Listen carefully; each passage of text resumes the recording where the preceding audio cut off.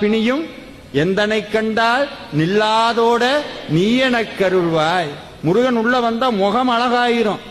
உடனே நீங்க நினைக்க கூடாது ஃபேர் அண்ட் லவ்லி எல்லாம் போட வேண்டாமா சார், அதெல்லாம் போயிடும். கிருபானந்த வாரியார் முகத்தை பார்த்திருக்கீங்களா? பாமன் சுவாமி முகத்தை பார்த்திருக்கீங்களா? கண்ணு அப்படியே. இன்னொன்னு சொன்னா நம்ப மாட்டீங்க, முருகனுடைய பக்திக்குள்ள ஈடுபட ஈடுபட ஈடுபட நீங்க மனசுல நினைக்கிறீங்கல்ல.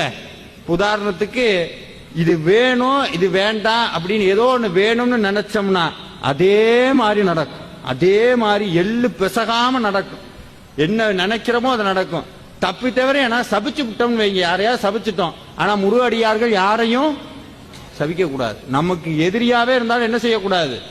சபிக்க கூடாது. அது ஏன் சபிக்க கூடாதுன்னா, இது நாள் வரைக்கும் நீங்க பூஜை பண்ணி ஒரு பலனை சேர்த்து வச்சிருக்கீங்கல்ல, சபிச்சா அத்தனையும் போயிடும். ஆனா அது நடந்துரும் அவனுக்கு.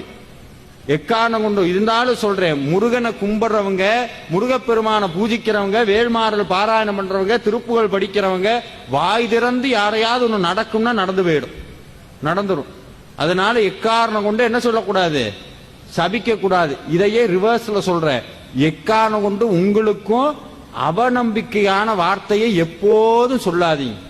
இனிமேல் இந்த வேள்மாறலை விட்டு வெளியே போகும்போது யாராவது போன் பண்ணி நல்லா இருக்கீங்களான்னா என்ன சொல்வீங்க? நல்லா தான் இருக்கும்.